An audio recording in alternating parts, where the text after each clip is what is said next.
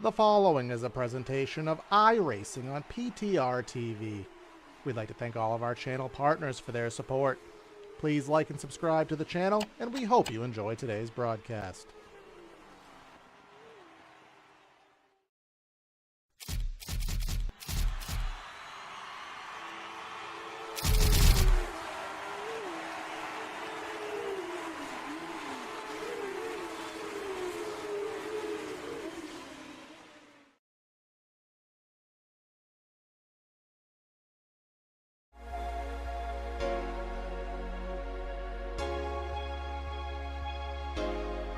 Road course racing has become a new staple in the world of NASCAR, and we come to the most famous and well-known track of them all. The Watkins Glen International is a driver favorite, a fan favorite, and one of the most simple tracks that also has some of the best racing. Tonight, everybody, welcome to PTRTV for the Spartan SimRacing League. How did you save that car? Ricky, you're not ready for this yet. For round number 18 of 24 in the 2023 campaign. Of course, it's going to be myself, Corey Silva, and I got Andre Granbush here to help with the calls, as we do have, well, it must be like our third or fourth road course of the season, Andre, but Watkins Glen, a little bit of a snoozer in the real world. I think we could all kind of admit to that, but I don't expect that to carry over here into the virtual world. Yeah, you know, Watkins Glen is usually a really exciting racetrack in real life and in sim. I was kind of surprised by the showing in real life NASCAR, but either way, it's my favorite track on the circuit, so I'm going to be a little biased and say I'm looking forward to it. I love Watkins Glen, very fast, very flowing, and scenic. I mean, you're up in the mountains in New York, you can't really beat that, so I'm looking forward to it. We got some cool track temps, a lot of overcast. We even got my favorite type of weather right at my favorite track, so it's going to be a good time. And it just makes you wonder, maybe in a build or two, there might be something emitting from these clouds, something that hashtags soon, as we all say here in the iRacing world. But currently under the overcast skies, currently in a warm-up, so that's why you don't see any cars on track. Qualifying just completed itself, so we'll give you that grid in a minute. But as Andre alluded to here, is hey, there's some nice trucks there in the background. Let's bring up the weather conditions here. 88, we just talked off air, Andre, and it was 90 some odd degrees, so now even lower, 88. So this track, probably the coolest track temp I think I've seen in any of these broadcasted races we've done, Andre, in months, if not longer. Oh yeah, very cool track temp, and reminiscent of real life. That's one area, I guess, where iRacing hit the nail on the head, because up in the mountains in New York, there's only two types of weather. It is either freezing cold, even in the middle of summer, or it is blazingly hot to the point where you cannot go outside. Those are your two options at Watkins Glen. And I guess right now we're getting the former. We're getting the cooler, overcasty weather, which again, I can't complain about. All those 2D spectators there down by the bus stop, they're not complaining either. So it'll be fun, because it's going to give these guys so much more grip. I mean, this track's fast enough, even when the track surface is pretty warm, but you give them a little bit of extra grip, a little bit of extra, let's call it confidence. Confidence, yeah. Invisible confidence, I guess you can call it, with that, what the grip is. But I don't have the graphic for it, but I do want to go over the newly crowned second half championship that we've been that's now being touted within the league. Of course, there's an overall championship, but we have had some driver turnover and participation changes and whatnot. So now there's a second half championship worth noting. Ed Shearer, who even missing last week, up by 9 points over RJ Root, who is not here this week, so a little bit of a change over there. Then we have Gunningsman, Henry, and Hickson in the top 5, so that second half championship definitely something to take note of here, as closing in only 6 races left to go after this one. So just kind of looking at the overall situation with the groups, Andre, there's going to be one more set of groups over the course of the season, and then our last 3 races will be for the championship. So these guys will have to get themselves situated here towards the end of the season.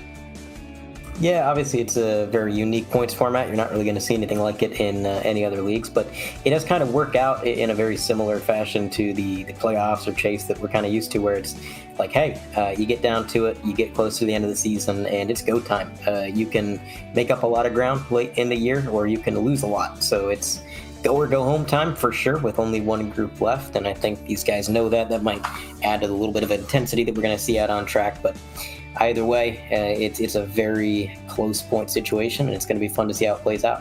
Yeah, we have currently, we're at the end of group number 6, so that would mean all the group winners up to this point will be locked into the championship round, and then we have group number 7, which will consist of Kansas, Bristol, and Chicagoland.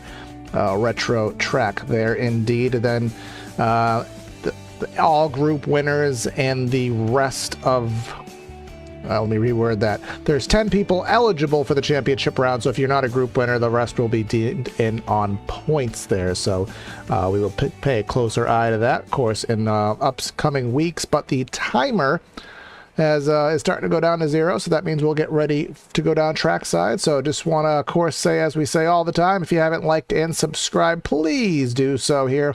60% of our viewers are not subscribed, so if we can do that, we will hit our goal of 1,000, and we have some fun things planned when we hit that monument mark. But let's head down trackside here and give you the PTRTV starting lineup here today from the Watkins Glen International Raceway. From that starting spot is going to be Ed Scherer himself there, leading the second half point standings, with Philip Henry to the outside of that front row. Row number 2 finds Ippolito and Blair Holloman. Apparently he's a road racer in disguise up there in the 4th spot. Tanner Marty in 5th. Kevin Zosiak, who we have absolutely decimated this guy, Andre. So you know what? There's a blank car sitting in 6th. We're not going to curse him. Dakota Jorgensen in 7th, Justin Levine in 8th, and then we have that league admin Dave Fuge in 9th, along with Josh Campbell in 10th. Looking outside of the top 10, it's going to be Kyle Gerlach in 11th. He's going to be next to Chad, I'm going to say Kiebe. That's probably not right, but he's in 12th. Chad is in P12. Chad Gunningsman, another Chad, he's going to be P13, rolling off alongside Timothy Latham in that number 5 car. 15th goes to Kendall Leveron, and Corey Saucier is going to be alongside him in 16th. Kyler McCarthy is going to be in 17th, and Heath Snyder is going to be P18 in that 29. Running out the field, it's going to be Jordan Sailors in that 88. Now I think, let's see, I don't know if Dave's going to be nice to us and give us an extra starting pace lap. I don't think he is, so we're going to head right to racing here at Watkins Glen, the super short pace lap. So let's go. Pace car is in. Barney has the flag in hand. He's not even looking at the field. He's just getting ready. He's going to wave it, and let's go race it off into turn number 1. It's going to be downhill into a very sharp right-hander. They're going to be going down into 2nd gear. And we're going to go 3 wide, maybe even 4 wide right away. Now, NASCAR, again, not enforcing track limits, but iRacing certainly does. So racking up incident points if you track extend there. Staying 2 wide. Up the S's with a little bit of a bobble out of Tanner Marty in that 55 machine. Going to cost him some time. There goes Timothy Latham in the 5 to his outside. Now, this is a deceivingly tricky part of the track. All that elevation change makes the car feel more than a little bit weightless. So these guys are going to be struggling to keep the car pointed in the right direction. But now down through the bus stop, they're going to be cutting those curbs all that they can. And this is going to be the trouble spot for a lot of these guys tonight. But it looks like everybody doing a whale of a job getting through there clean. Now through the carousel, also incredibly downhill. More elevation change on this track than TV really gives it justice for, but down through the short chute into the only left-hander on the entire track. And man, what a quick lap around this road course it is. Ed Scherer not giving up that lead, still about a second ahead. Yes, indeed. We didn't get to talk about it because the lap was very short there, but one of the shortest races here of the season. This race start to finish, Andre, going to be less than 1 hour, so not a lot of time here to make your moves. And we do have the 50% fuel load laps. I do, based on what I saw on Saturday night, expect 16 to 17 being the fuel number. The stage is going to be at lap number 20, but it's going to be a rolling stage, as we usually see on the road courses now. So you're going to not have that caution. But speaking of cautions, Andre, same system in play as we've had in other leagues. The incident limit cautions are in effect, but with the the smaller field and the kind of quick nature of this race, I don't know if we'll have one. Yeah, I'd have to agree. I think cautions, if we were to get one, are going to come at a premium. But we're taking the Danica Patrick line way out there on the runoff, and maybe gaining a little bit of time through it, maybe worthy of getting that 1X. But yeah, it's a short race, and that means that these guys have to kind of change the way they approach this race and the way that they've been thinking, because all season long, Corey, I mean, we've been seeing strategy race after strategy race all about fuel saving and tire saving and whatever else. But now, yes, there's still going to be some strategy, but more so than other races, you got to be thinking, I need to get out front, I need to get track position, because in the blink of an eye, we're going to be seeing that white flag coming out, and it'll be too late. Yes, indeed. I'm looking at my timer here. 51 minutes of racing it is estimating here, so not a lot of time. One thing I do want to focus on here, but we'll focus on it in a little bit of time here. Justin Levine going to go to the left side. Blair Holloman there, which by far his best starting spot I think I've ever covered. So kudos to him here. But what I want to do is, we're getting to this point on the track right now, I want to watch how bumpy this runoff pavement is here. And seeing as much as he used, I think he'll probably use it again. You can see it is a rough ride out there. It's akin to kind of running on the apron at Pocono on the Long Pond straightaway. You can do it, but you really have to fight the wheel. So it is kind of a risk versus reward situation there. Oh, somebody went wide. Ty Ippolito, he's testing the runoff from there in turn number 6 or turn 10. I mean, everyone kind of has their own way to number this place. And I know that some of the viewers at home may be wondering, and I see the comments every time they go to a road course in NASCAR, is, why do they do that? Why do they go so far out in the corner track limits? It's because if you get on the throttle a little bit sooner, you're going to carry more speed down the subsequent straightaway, which means, hey, get on the throttle as soon as you can, go as wide as you can, because obviously the momentum is going to dictate that you're going to have to swing wide. But even though you're taking a longer way around the track, when you kind of string together the entire lap, it winds up being faster just because that extra momentum you carry, and that's why they do that. And NASCAR is one of the few series in the world that really allows their drivers to do that. Most road racing series, F1, IndyCar, any other road racing, sports car racing, anything, is going to say, no, you cannot track extend. This is deemed out of bounds. If you are abusing the track limits for your own gain, there will be a time penalty. Meanwhile, NASCAR just says, no, they make up their own rules. They make up their own track. If there is pavement, they're going to use it. Yeah, I was just going to say, I think the shortened version of that is because nobody tells them they can't use it here. I mean, you have IndyCar and F1 using GPS sensors at the exit of some corners here, and I actually had a buddy talk about it on social media right here earlier, but Dave Fuge looks like he's going to lose another spot. That's Kendall Leverott. Oh, we doing a little bit of blocking here at the Glen. Nope, he's going to let him go. I think they were just kind of debating between themselves which line he was going to use to get by him there. And it looks like Tanner Marty, Dave's going to go down 2 for 1 here in the wrong direction, though. And now the 74 Kyle Gerlash. So that 4 car not headed in the right direction. But yeah, I did have a buddy on social media talk about track limits in that. And I kind of have a stigma that it would actually slightly improve the racing if they did have track limits. Because if you had to stay on the track, you would have to take the corners slower. If you have to take the corner slower, you have to slow down more, use the brakes more, and it may slightly open up a little bit more passing opportunity here, but it's rather here nor there. Well, I think Watkins Glen, if ever there was going to be a track where the track limits were pretty relaxed, I think it's a good track to have it, because there are certain parts of this track where it really doesn't matter how much they abuse the track limits. It's going to be good passing opportunities. 6 and 7 right here, very good passing opportunities, especially down into turn 1. Yeah, they're going to abuse the corner exit, but going into that corner, you still got to get that thing loaded up all the way down to 2nd gear from 5th.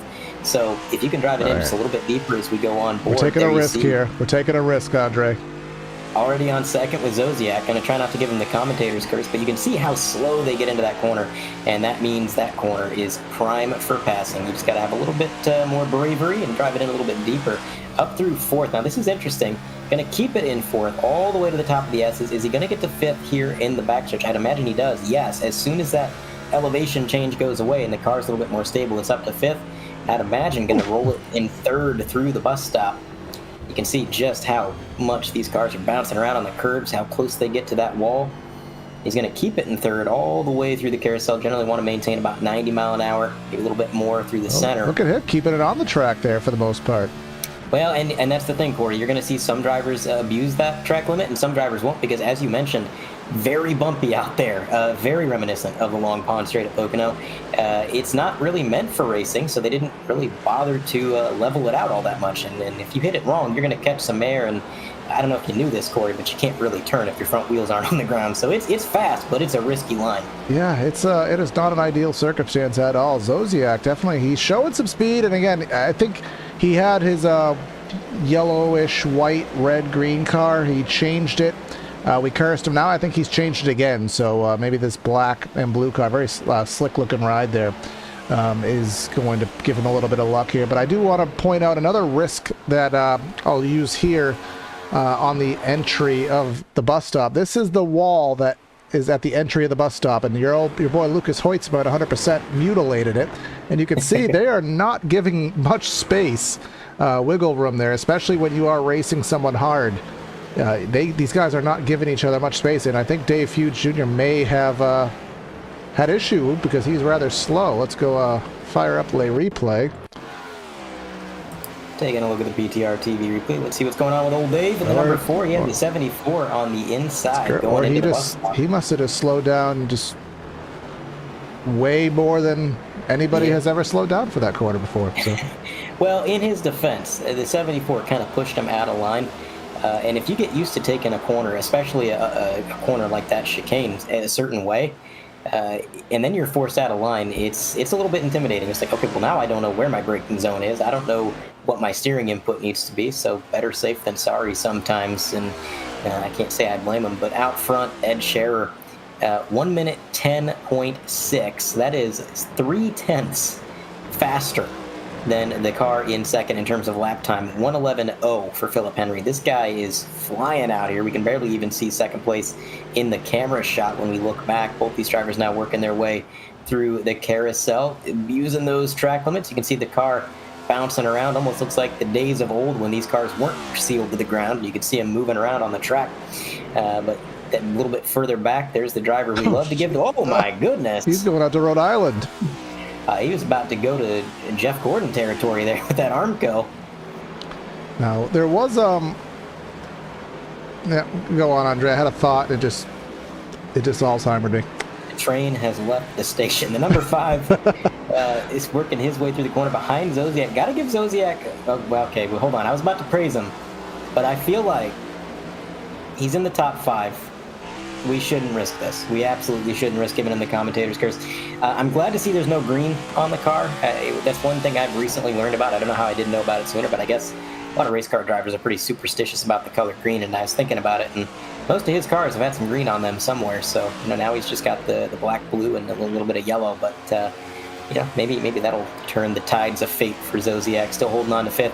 Timothy Latham, by the way, up to 6th. That's up quite a few positions from where he started, so definitely, currently gained 8 positions. That's quite a few cars to pass here at the road course.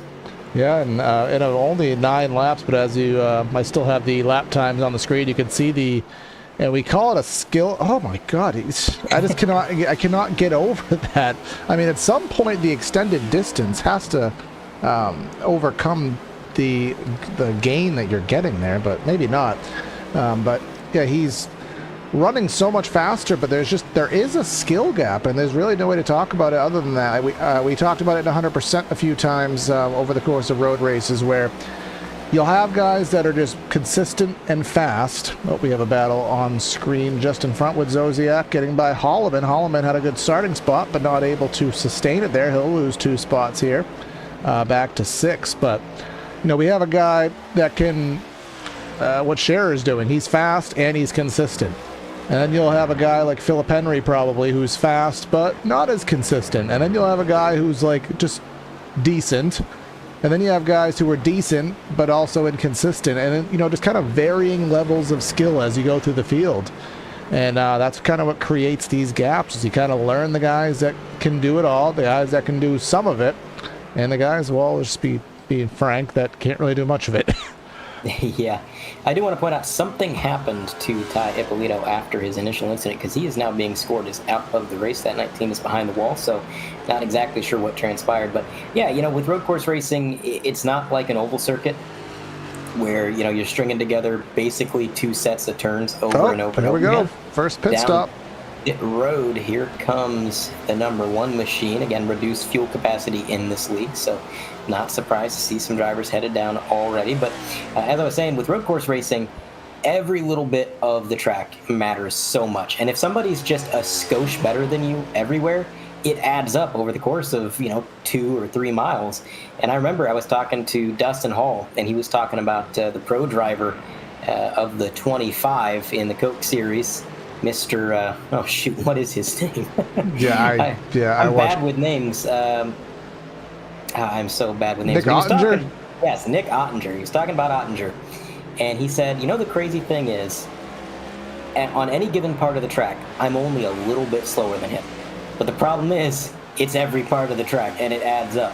And that's kind of the difference between somebody who can do it and somebody who can't, as you said, Corey. So little things add up on a road course, and that's going to give this big skill gap. You can see Dave Fuge 60 seconds back from the current leader, and Gunning's been having some struggle there.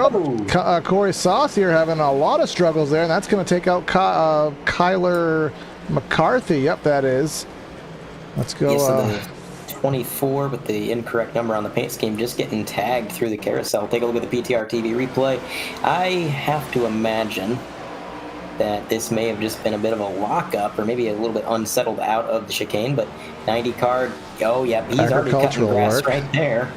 And then as we come out, yeah, he was spinning before he even got off the curb. That thing was sideways. And then McCarthy just nowhere to go in that 24/42 machine. Gets a piece of that, but I don't think that will be terminal damage for either driver. Just a massive time loss is all. Yep, we do have Kevin Zosiak. He's come in the pits, so thus far, Justin Levine. I don't know why after 3 years I still can't get it right. Justin Levine with a 6.8 second stop. Kevin Zosiak with a 7.5 second stop. So that would be pretty much a splash of fuel. And of course, you run road courses with a backward strategy.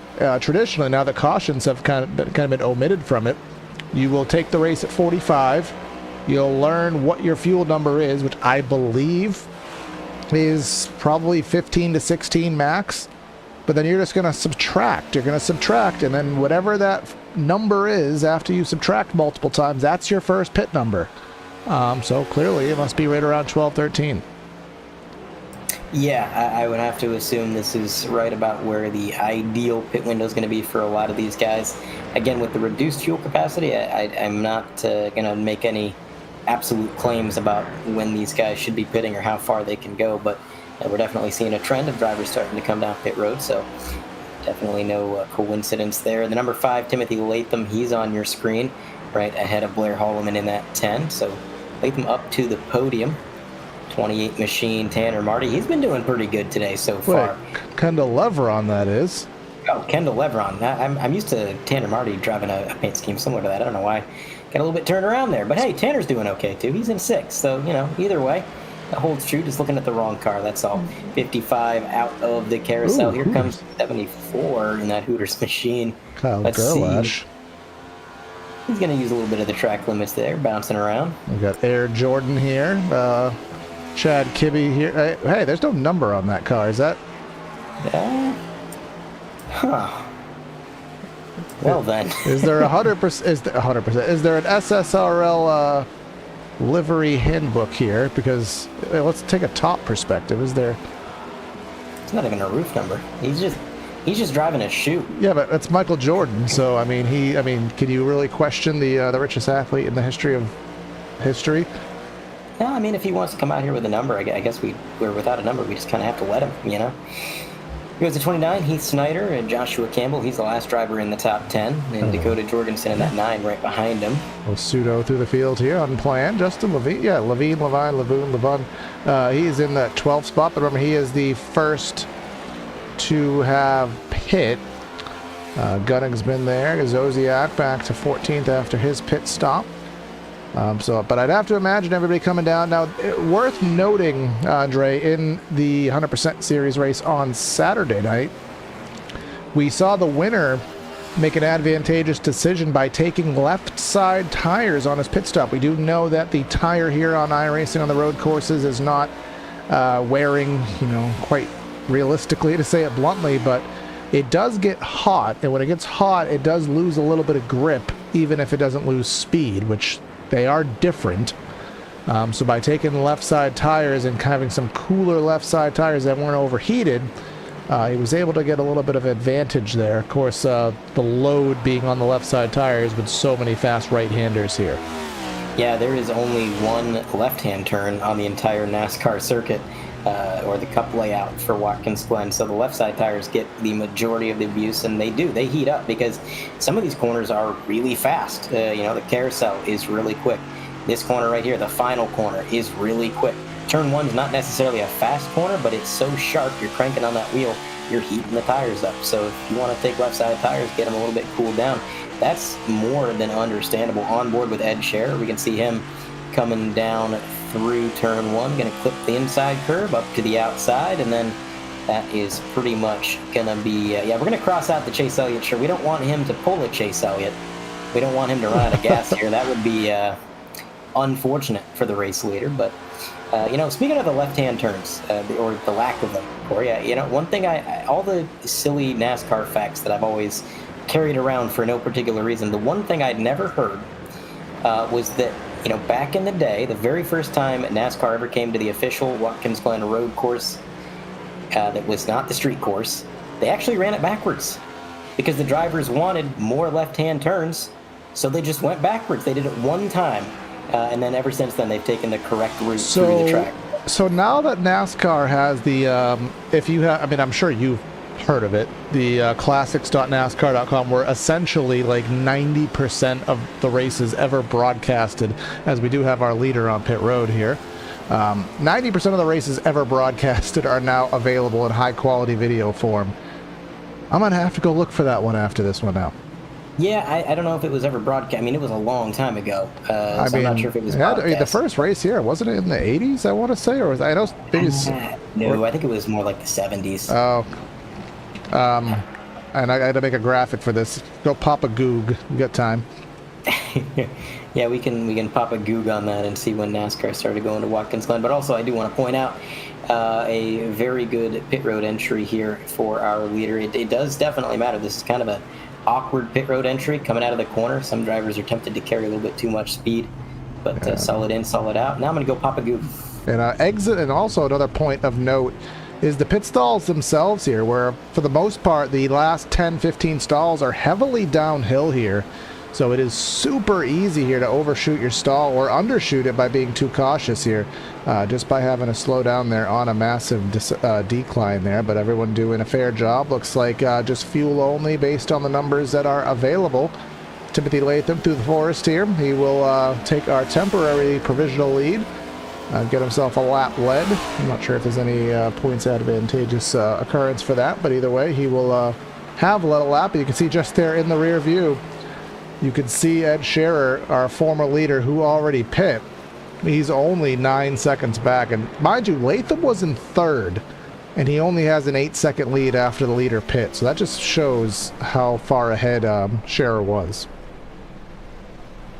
There he is. Yeah, he was massively ahead. I mean, just continually clicking off a minute 10 second lap times, and he was the only driver to really do that. So dominant so far. Also, I've popped a goog, and you were right, Corey. The first race at Watkins Glen for the Cup Series was 1986. I thought it was a lot sooner than that, but it was 1986, and the first race they ran backwards, which, by the way, Thinking about it now, through the S's backwards going downhill. Yeah, that just seems like a death trap. That had to be terrifying. I mean, that is something. You've just unlocked a whole new level of curiosity for me, as we do have Jorgensen, Gunningsman, and Leveron to the pits here. That'll sequence the last drivers for this cycle. But I know Riverside was axed in, what, 88, I want to say it was. Sonoma didn't come onto the schedule till 89, so this place was 86. So what did they run? I mean, other than Riverside, what did they run road courses prior to this place coming on the schedule now? Now I am just totally perplexed with the need for useless knowledge. Well, okay, so I believe Sears Point has been on the schedule for a while. Nope, 89. 89. I know that for a fact, because that was the famous Ricky Rudd and Davey Allison hairpin incident. Red spun Davey and got black flagged. So yeah, then they didn't do a whole lot of road course racing. That's for certain. I feel like they probably did go here and there. I think the ARCA series may have gone to Lime Rock a time or two. It wasn't Cup. Yeah. Racing Reference is going to be a very busy place for me in about 45 minutes time here, but we are coming close to the end of the stage here. It will be in just one more lap, of course, again being a rolling stage. So nothing really will change here. And let's just take a look at our situations here. So Philip Henry in second. I do remember Timothy Latham. Oh, somebody just decided to not go very fast through the bus stop there. Can't quite see who that was. It wasn't Zodiac. I saw a blue car. I thought it could have been Zodiac for a second. It was not him. But either way, somebody had to take an evasive route there. But I remember Latham being in third. Now he's all the way back to sixth, and I'm looking at his pit stop delta time, and he was in the pits for 3 seconds longer than everybody else, so that has clearly amounted to a fair amount of time on the track. Kevin Zodiac, he pitted rather early comparative to everybody else, as did Levine. He's up to fourth right now, and then now Latham back to the fifth spot, so we may have some strategy shuffling within the top five, but barring any catastrophic events, that 14 is just out on a Monday cruise. Also, I can confirm that the 1986 race is on NASCAR Classic, so I'm soon going to figure out if the internet lied to me and if they really went backwards, which it seemed like everything I read that was true, but we'll see. In the meantime, Ed Scherer, 6-second advantage over Philip Henry. Justin Levine trying to hold on to third place. He's got a comfortable gap over he who shall not be named for fear of ruining his race. Timothy Latham is going to be fifth in that 5, and he's 27 seconds back. So this is what's kind of amusing to me, Corey. Like, we don't have that much separation between like third back to fifth, even sixth. Just a couple seconds between these cars. But it's just the leader. Ed Scherer he's just gone, and so is Philip Henry. He's 13 seconds up the road from third. I mean, so consistent. So fast. Michael Jordan. Oh, not the shoe. It's getting dirty. They're not going to have any resale value. Oh, no. PTRTV will see exactly what happened to the Air Jordan coming up the S's. I think it's going to happen right at the top of the hill. Now, this is where the center of gravity kind of shifts. Oh, that's a wall. Yep. Gets the Armco barrier, slides through the grass, backs it into the wall. I think he hit everything but the pace car there. Yeah, wobble there. Oh, that Dave Fuge had an interesting recovery there. Let me go on board with him for a moment in time. He just barely got through there. Not many aversion points here. You could. No, if somebody's spinning in front of you, there's nowhere to really go. He sees him right there, and oh man! Yeah, luckily he didn't have to get out of the groove there for that. Not to quote and not to name Eric Estep's channel there, but he was able to stay within the racing line there. If he had to make an aversion to the left, that could have been a little bit more catastrophic. Closest other battle on circuit right now is Snyder and Jorgensen there. That is going to be 10th and 11th right now. Now, just to bring up something that I accidentally had the image on for the start of the stream, so you guys may have been caught off guard here. It's an age-old saying that I have started and that Andre has since picked up, where I say, I quote Ricky Rudd, because in the 2001 Chevy Monte Carlo 400, he had an amazing save when Kevin Harvick tried to destroy him there. He saved the car, went back to Harvick, and basically just forced him out of the way to get the win. Harvick actually was congratulating Everard because he knew he deserved it. So now we do have... How did you save that car? Well, I'm just so daggone good. Yeah, I accidentally had the scene on when the stream started. Again, this is a part of, let's just say I've been a little rusty with my SSRL past couple streams, and I do apologize for that, folks. Michael Jordan. Now he's lost the heel, not the heel, the shoe. Toe. He's lost the toes. Also, as we take a look at the PTRTV replay, I have some absolutely devastating news to report. Oh. Ouch. That's a hard hit. Just a little bit of devastating. Oh, it wasn't backwards, was it? The internet has lied to me once again. I can't believe somebody would go on the internet and lie. I know. I'm watching the race right. Well, I'm not watching it, but I pulled it up and just skimmed through it. They're going the right way. So, it just goes to show you can't trust everything you see online. Just because you see a cloud doesn't mean there's rain. It's just unfortunate. But in the meantime, on track, Ed Scherer getting a little bit closer to some lap traffic. That is Kyler McCarthy. 1 lap down, looking to be 2 down. And they were up to 15th at one point. They were ahead of Jordan Sailors, but it looks like Sailors somehow got up around them. So just trying to navigate a little bit of lap traffic here for our leader, but smooth sailing. He doesn't need to worry about, kind of pressuring the lap traffic, pressuring himself, because there's nobody behind him. He could take all the time in the world navigating this traffic. There's the gap right there. You can see Philip Henry getting a little bit squirrely in and out of the corner. Yeah. Let's go ahead and show our most boring cam of the race. So Scherer just passed. This is Philip Henry. Now, this is the most boring shot, folks, but I just want to give a spatial recognition to these gaps here. Nope, that's not Levine. Not him. This is third. Now let's wait for fourth. We're looking for that 37. And there it is. There he goes. And all right, fifth. We'll just do this for the top 10. We won't do this for everybody. Fifth. All right, now we're waiting for Holloman. Here he comes. Here he comes. Now Tanner Marty, a purple car. This is real time, folks. Tanner Marty. All right, now Gerlash.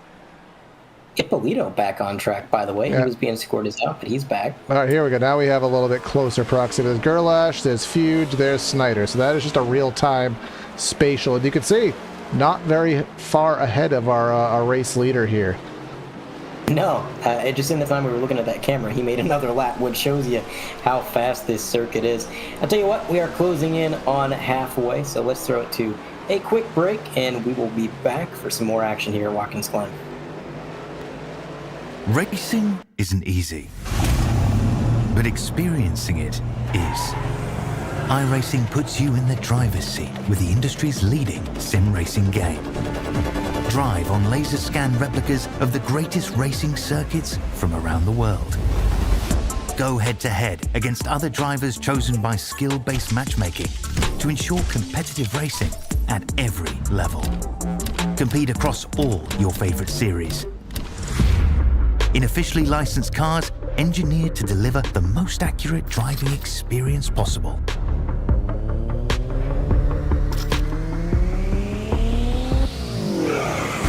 Join a race or host your own with players from across the globe. Race against the computer or in a league with friends. Feel the thrill behind the wheel. Visit iRacing.com.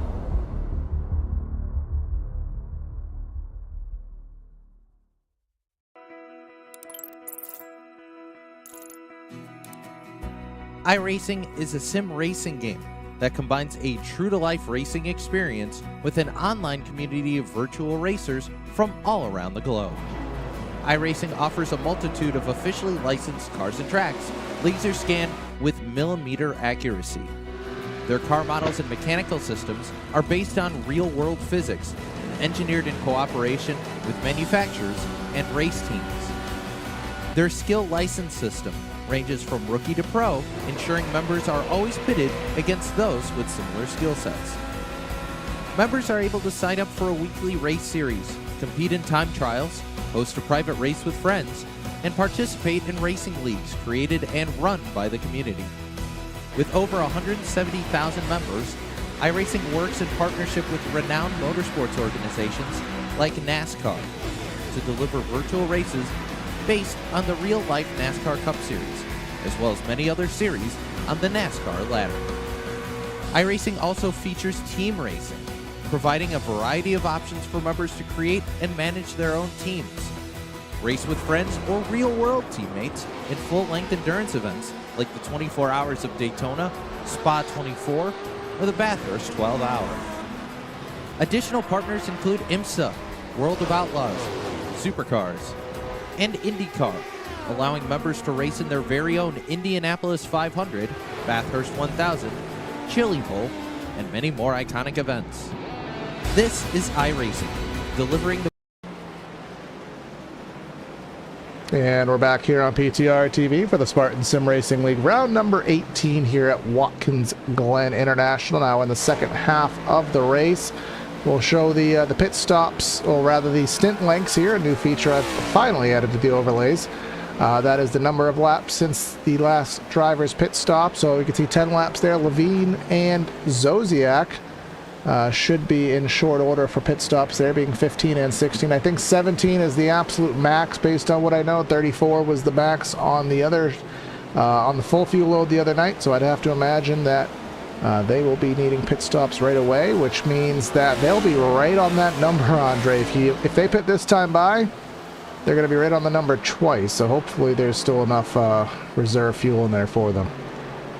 Yeah, and Watkins Glen, obviously we have the reduced fuel capacity here and this different race distance. Here comes Levine down pit road.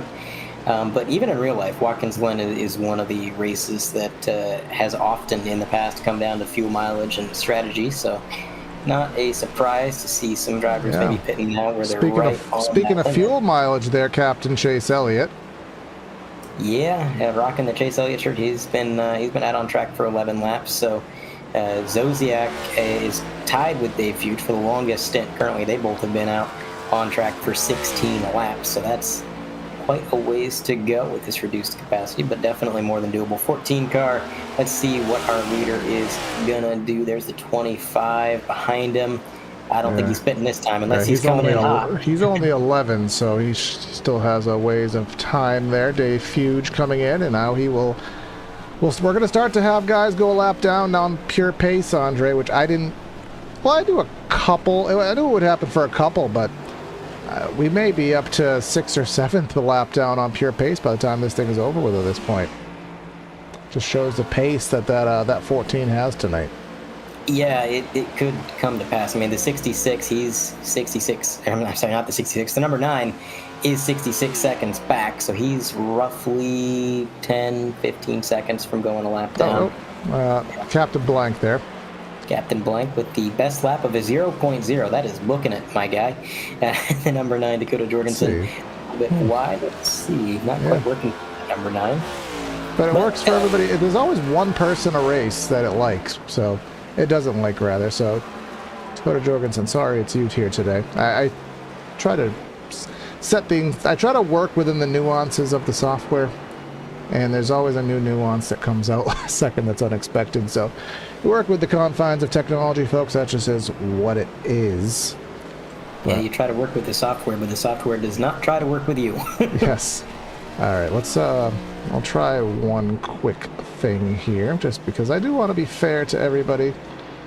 So overlays will temporarily cease here. I'm not going to miss anything, so we'll just focus on him for a brief moment here in time. But going back to the other topic we had, Andre, so in the 100% broadcast, which we bring up a lot, because there's a lot of back and forth between drivers and camaraderie. The leagues kind of, they don't work together, but the drivers have been really working together within the series. But they had 3 cautions within 45 laps, and I'm almost certain that there was 1 caution within about the first 20 laps. So, but we have to remember the nuances of the system. The number, the seed, if you want to say it, is random every time. So there's no way to know what that number is going to be. So for this race, maybe it's a low number and they haven't hit it, or maybe it's such a high number that they also won't hit it. It's just, there's, you know, we're all just kind of guessing. Yeah, and I would say incidents have been fairly minimal. I don't think they're racking up the incident points very quickly anyways, because other than track extending in turn 1, the game's pretty generous coming out of the carousel where we've seen the massive track extensions. I don't believe that incurs an X. Same thing with turn 6. So really only one part of the track where they're probably racking up off tracks. And then as for contact and incidents, well, we had 2 cars so far spin out and a slight contact to one of those cars. Corey Saucier got a little bit of a clip from the 24, Kyler McCarthy. But other than that, it has been a very clean race thus far. I don't want to curse anybody or jinx it, but so far, so good. As there it is, Dakota Jorgensen, next position, only half a second ahead of him. Leader, though, about a minute 10. You can see him behind, kind of lurking, waiting to make yet another pass. And as you said a little earlier, Andre, he's not backing down, because on corner entry, Scherer is doing a very risky move, which he won't do this time because he's in a pit. But he's getting the wheels in the grass many a time and really pushing it. And for Gerlach, with a very conservative pit entry there, probably a little pit road rage here because he may be running them a little slower. But luckily for Scherer, he has plenty of gap to work with. That he does. And, you know, it is easy to look at a driver who's got a 15-second lead and think, why is he driving so hard? Why is he pushing it? But with road course racing especially, it's all about being in the zone. It's all about kind of having that consistency and just getting at a place where you're kind of functioning on autopilot. And if your autopilot is driving hard and you know, going all out, if you try to slow yourself down and you start thinking about it consciously, like, okay, I'm going to back this corner entry up. I'm going to roll in the throttle a little bit slower. I'm going to try not to shift as much so I can save a little bit. That's when you start making mistakes, because you've grown so accustomed to the lines that you run at full tilt. When you start slowing down, that's when you make mistakes, as ironic as it sounds. But that is the truth for some of these guys. And I would not be surprised if Ed Scherer, and of course on the 100% side of things, the Aussies, both of them, Neil Pearson and the driver of the 04 as well. Again, I'm terrible with names, but both those drivers, they're used to driving hard, and that's what they're going to do. The 25 still out on track. He came down pit road, I think, before Scherer. So Latham in the middle has yet to pit. I did lose my stint graphics when I did the little restart there, so that's the sacrifice we make to help Dakota Jorgensen out. We did lose the stint telemetry because it kind of had to reset, but Latham, I do know he has yet to pit, so once he pits, which I thought was going to be this lap, but it'll be at least one more, he will filter back through the field probably to about 4th through 6th, the way that it's been faring. So the gap that you see 1st to 3rd, you get Philip Henry, that is the gap of note for the race win right now, about 12 to 13 seconds. Now, if we switch it back to lap times, for that perspective, we'll have to wait for Scherer to complete his lap because he has his out lap. But Philip Henry there, I think, looking, I don't have the data to show, but just looking at the spreadsheet really quick, I think he has the fastest lap of the race right now. So minute 10:4.99. That is, I think, the fastest I've seen. Yeah, let's. I do have the best lap graphic here. So 4.97. 4.97 to Scherer's 5.59. So he actually has the best lap of the race. But to the point that I had much earlier in the broadcast, just because you can do it once doesn't mean it's going to work out, because you have to be able to do it, well, in this case, 45 times. No, and with that difference, I mean, that is literally a matter of hundredths of a second. It's so minuscule in the grand scheme of a total lap. If you're close in pace, sometimes you're going to trade off. You're going to pick up a little bit here, drop a little bit there. I would say in terms of hot lapping, these guys are pretty equally matched. It's just that consistency where Edward really has the field covered. And, you know, it's not a surprise. Even on the oval side of things, when we've seen Ed win or when we've seen him come close to winning, it's always been in a race where he's just not making mistakes. He doesn't get involved in other people's incidents. He keeps his nose clean. And if he does get involved in somebody else's incident, he usually makes a pretty solid recovery from it. So just a tough competitor. And I'm sure these guys were more than a little bit disappointed to see him show up again at a road course here, because they knew what that meant. And here it is playing out, as he is now far out into the lead. It's actually a minute 10.499 now, so missed out by 0.02 of a second on fast lap. Yeah, so I'm pretty sure, I know most leagues these days, they will do a fastest lap award, so I'm not sure if they do it here in this series. I should, but point standings rules I tend to forget very frequently. But yeah, this is definitely a spread out event here as we come down to 10 to go. Latham will come down, and I do have to bring up what happened on Saturday night, Andre. So me and Cody Bird were calling the race down. There was 5-6 to go. I was literally mid-sentence saying, I do not think there's going to be another caution. And instantaneously, I cannot make this up, it's on the record, as Gunnig's been having some issues, the caution came out. So if you want me to try to curse it, I just tried to, and it didn't work. But let's see what happened on the 97. Yeah, this was right in front of our leader as well, getting down into the bus stop. He just clips the curb in a bad way. The car starts bucking around, and there's nothing he could do. Yeah. But what a save. I mean, he easily could have slid into the Armco barrier there. He kept that thing pretty well wrestled for as crazy as that was. How did you save that car? There it is. Well, I'm just so daggone good. Well, I'm just so daggone good. Yeah. There is audio to it as well, Andre, just so you didn't know. So. Gotcha. Yeah, I can't hear your end of the thing. So double the Ricky Rudd, double the fun, double the sensation, a double Nick Gunn here. You can never have too much of the rooster. I'm just saying. Yeah, especially back in that era where he was I don't want to say getting into fights, but he was still getting upset. He was still getting wily. He was still getting aggressive there. Especially with Harvick, because they just didn't agree with how each other raced there. Just kind of generational shifts there. As look at Holloman kind of inadvertently pushing Scherer there a little bit wider on entry to the carousel. Nothing of serious note there, but definitely made Scherer go offline there, which he did do successfully there. Holloman, and I did talk about, I said that we'd have guys going a lap down here within the top 10, so that has happened. Holloman, I still do want to give him credit, though, because he's still having a good run for his season here. A 7th place run. There are still two pit stops ahead of him, I do believe, Zodiac and Levine. I'm not sure, Levine, if they have pitted yet. But either way, if he can hang on to a top 10, it's going to be one of his best runs of the season. And definitely a surprise by me. I didn't expect him to run better on a road course than he would on an oval, but kudos to him for that run.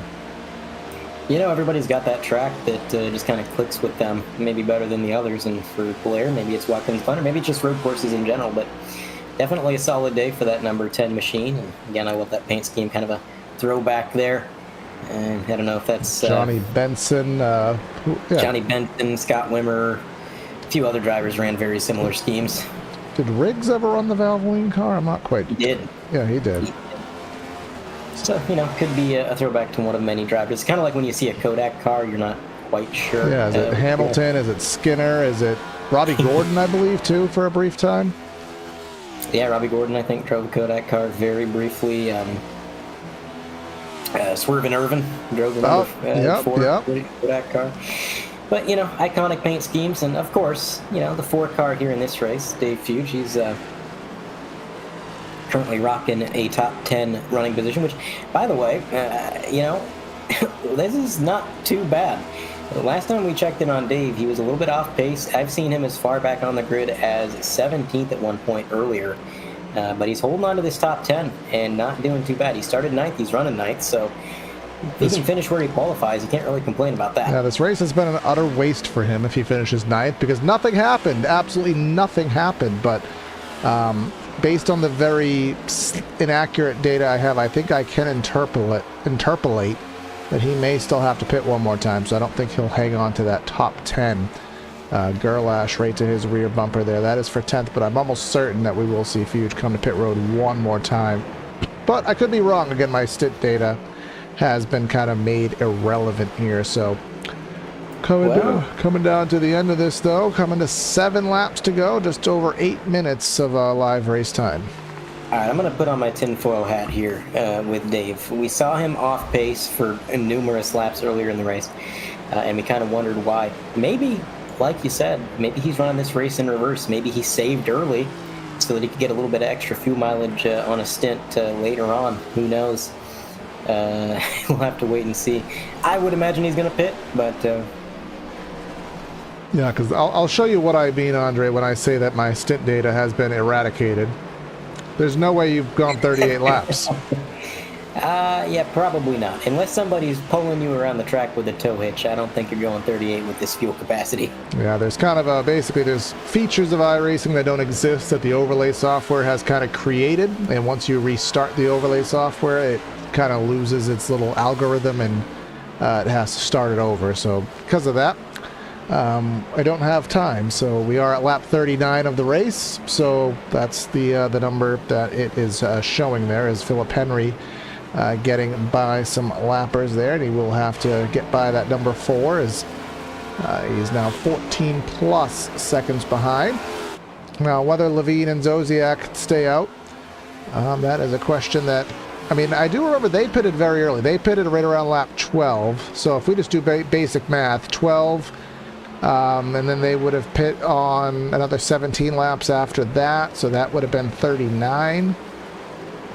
So by that logic, they should still have to pit, yeah. Oh, Timothy Latham got a little bit hot in the carousel there. Had to go a little bit wide, but yeah, they should still have to pit, I would imagine. And even before they've pitted, looking at the timing and scoring, we're down to 5 cars on the lead lap, and we know that our leader doesn't need to pit again. So that's quite the clinic that he's putting on right now. Yep, and these guys, you know, let's say these guys both have to pit. If they do have to pit, that puts them a lap down, and we're having a road course race with 3 guys on the lead lap.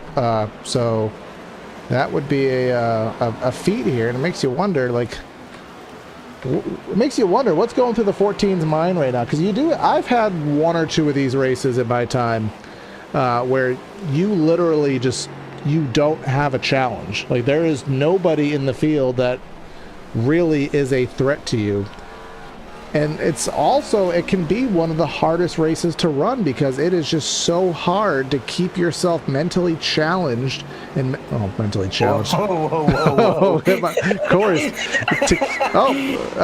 Instant aversion there. I saw a purple car get sideways. Is it Tanner Marty? You know what I meant. To keep yourself mentally on your game. Keep yourself focused. You're right. It is tough.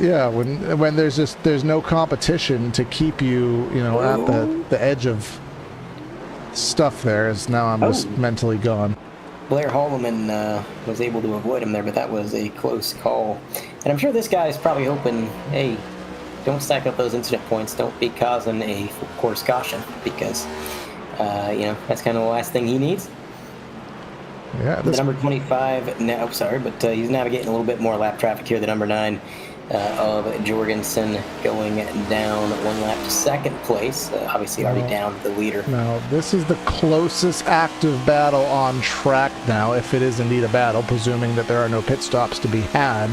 That blue car just front on board with Latham right now. That is Zosiak. That is a gap of just under a second. So in some capacity or another, this is still the closest live battle on track, and Latham could get that additional point, which will, of course, help him out in his playoff situations here, heading into another group, or closing out a group, actually. Let me check here what the current group standings are for this most recent round. Latham, yeah, he's in 2nd in this group, so with RJ Root not being here, this would give Timothy Latham the group win, which would facilitate him towards the championship effort. Yeah, definitely wants to close out this good run. Also want to mention that Ippolito did come back out on track for a while, but now he's back behind the wall, presumably for good this time. So just a rough night for the 19. But yeah, Latham, oh my goodness, as we were saying, don't cause a caution, anybody. There it is, 4 to go, so it will be a green-white checkered. here at Watkins Glen, and Edward Scherer watching a 15-second gap dissipate to pretty much nothing. Although, you know, when you're that dominant, I'm sure he's feeling confident about a restart. But either way, does definitely change the picture of the race. Yes, it does, and it will put us into overtime here. So I can say from his perspective, he's been out for 11 laps. I can say Philip Henry has been in for 13. Does that cause them to pit with this race going into overtime? Boy, I don't know, but I don't want to be on the 14's pit box, because we have seen a late race pit stop steal a win away from him before. So. And Timothy Latham, can he run a flyer? I mean, he could make it without any kind of question at all. Let's check out Timothy Latham's best lap of the race. Yeah, he's getting murdered by about 7/10 there. So I don't know if he'd be able to hang on for 2 laps, but I mean, you know, we know that Latham's pretty good at throwing the blocks and making that 5 car pretty wide. So if he was able to get out front, either through pitting or just through a full send into turn 1, you never know. It's hard to say, but definitely I think it's going to be interesting, because the other thing too to think about here is, like, everybody in this field knows Ed is the car to beat. He's dominant, and they also know something's got to be done. If we're going to beat this guy, we need to go full sail down into turn 1. We need to rough him up a little bit. I used to say that back in the Jimmy Johnson dominating era. I used to say, like, come on, field, do you really want Jimmy Johnson to win? Like, you need a full field. Like, we will not let the 48 win this race. We are all going to pit, throw him to the back of the field, and make sure he does not win. That's about the only, I think it's going to take that cumulative effort would be the only thing to take the 14. But let's see, how confident is everybody to get to the end of the race on their fuel load? 16 laps is right about the edge of it. And it looks like the only one to pit is Chad Kibbe, which is of a minimal significance here. So clearly we are overstating something that these guys are not worried about. Well, you know, just because they didn't pit doesn't mean they're not worried. I think the real story would be, let's go on board to see if our leader or anybody up front might be clutching through these corners. Oh, yep. Oh, yeah. Yeah, they might be a little concerned there, Corey. Oh, I don't know why that line always happens, but there you go, 300. Yeah, he is in full coast mode. Yeah, he is saving every drop of fuel he can save right here. Now let's go back. This is Philip Henry. He has actually less fuel than Scherer does. And he's just running it in 5th gear, which running it in 5th gear, lowest end of the rev spectrum there. Yeah, and obviously nobody's really going to be clutching going up the S's. Gravity would... who was it? Marcos Ambrose. Marcos Ambrose learned that one the hard way at Sonoma. Timothy Latham going to the Marcus Ambrose School of Clutching. He was at 300 going up the S's. Now, he should have no fear, because wasn't that a Boris said thing back in the day? No fear. He shouldn't have any fear, because he pitted 9 laps ago. So, well, we're still going to have at least a lap and a half more pacing and then 2 laps of actual racing. So that's, you know, 3.5 laps, really. Yeah, it's still close, yeah. Yeah, relatively close. Or maybe he just wants to feel included. You know, everybody else is clutching. Oh, yeah. You know, we're all about inclusivity in this new world, so. And not about being, and including the mentally challenged, which, again, that's not what I meant to say. Do not cancel me. I knew where that was going, and I could have stopped you, but I was going to let that play out. Yeah, I think I stuttered on mentally, like, what word fits here. Yeah, and I knew, but I didn't say anything. So until after it was said. Exactly. Aren't I a good friend? Yeah, exactly. So if there's a new channel for this stream next week and you're out of a job, then we both know why. Exactly. But lights should go off on the pace car this time, I believe. So one more pace lap around, then it'll be our green-white checkered, and we'll get to find out how fuel challenged some of these drivers might be. Yeah, we do know, as we've shown on a couple graphics at various points in the race, we do know that the 25 can keep up. So actually, Scherer has taken the best lap of the race by 4/100ths at a 4 flat to Philip Henry's 44. But we know that 25 can run 1 lap at pace with Scherer. Now, running 1 lap and passing them are 2 different things, but it only takes one mistake to put pressure on someone and have them mess up, that you could take advantage of it. You could just ask a couple guys on 100% about that on in Indy last week. Yeah, actually, that's a good point. I think Philip Henry is definitely a bit of a hot lapper out here. He can turn a really good lap. It's just stringing them together that has eluded him. But now, like you said, he doesn't have to string those together. If he can just get one really good lap, get out in front of the 14, and then make that car wide, throw some blocks, keep him behind you at all costs. I think he's got a shot. We're not going to write him off, that's for sure. Kevin Zosiak going to be restarting in third, by the way, or I'm sorry, he who shall not be named will be restarting in third, so he's having a career day here. Timothy Latham, group leader as of last race. Restarting fourth, Justin Levine, not at a payphone. He's going to be here in fifth. Oh, gosh. I'm always at that was my first date with my wife, was a Maroon 5 concert, because I saw the tickets on StubHub for $9. I'm always partial to that. But wow. Really treating her, huh? Yeah, $9. I didn't tell her that, though. She knows it now, though.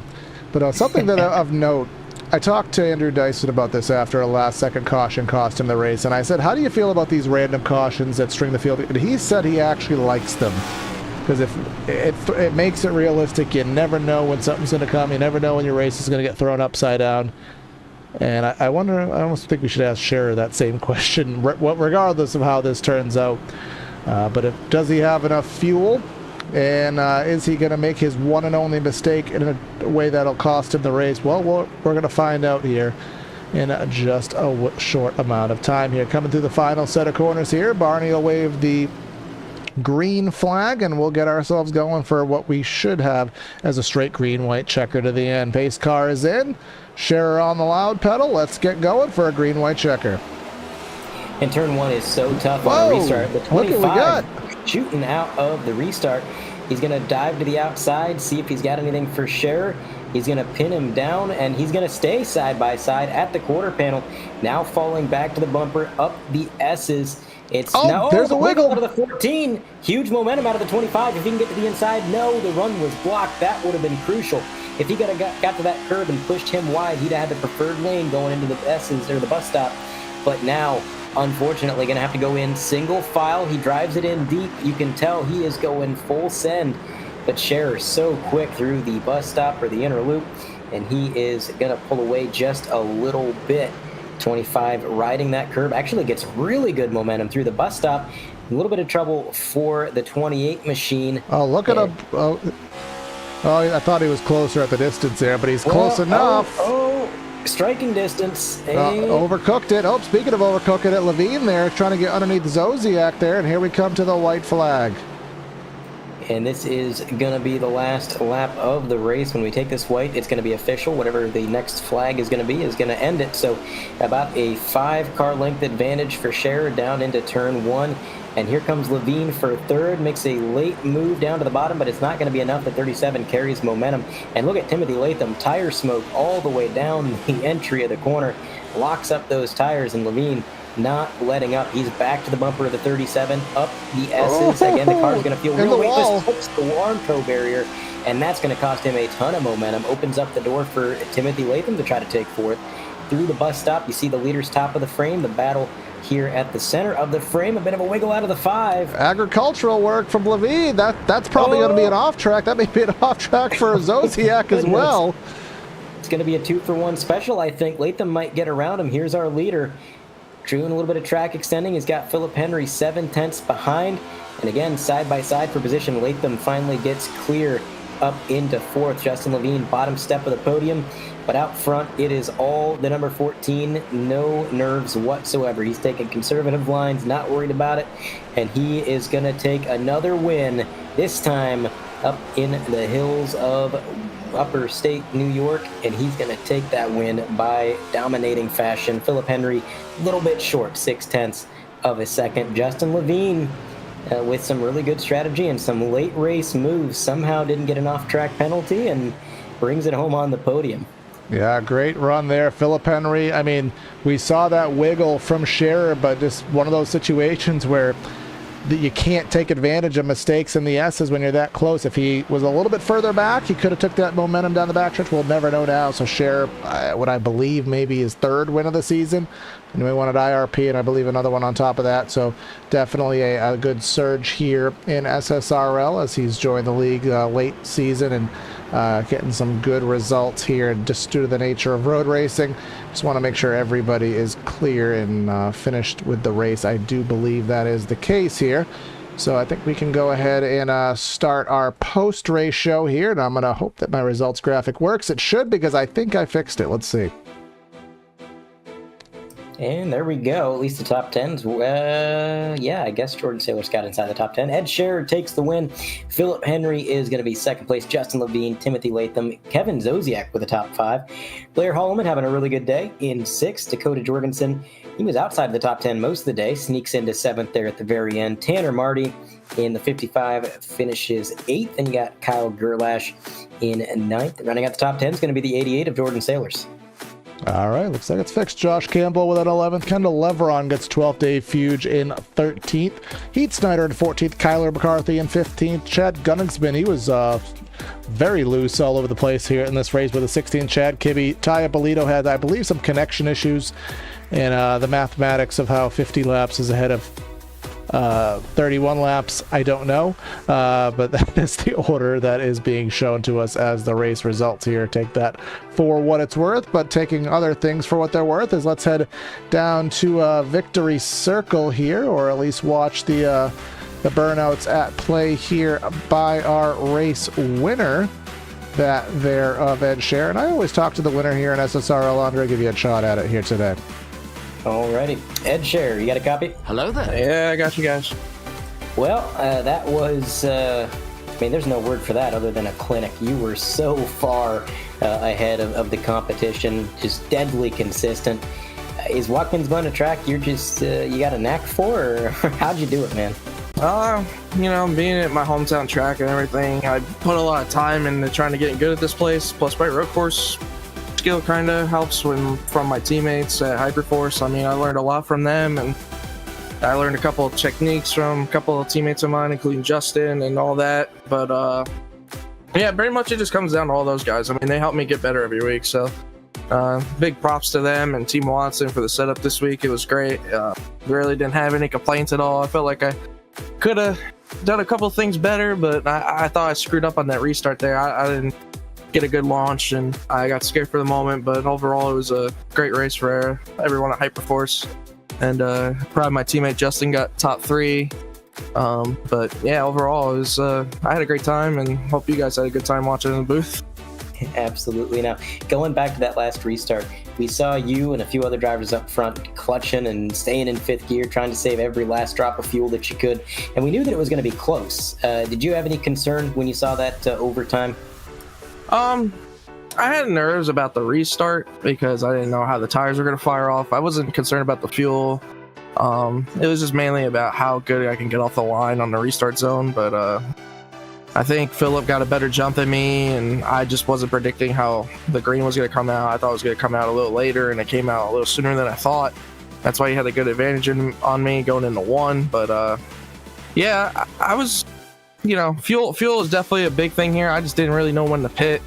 Plus with the stage and all, it's like I was trying to map it out in my head, but luckily we had plenty of fuel to make it to the end, even with the overtime and all. But I'm just happy to get a win at Watkins Glen. This is one of my favorite tracks to do road course races at, and feels damn good. I had a pretty big slump is where I just didn't want to do races and stuff, but being as dominant as I was here, it definitely gave me a little bit more of a confidence booster for racing.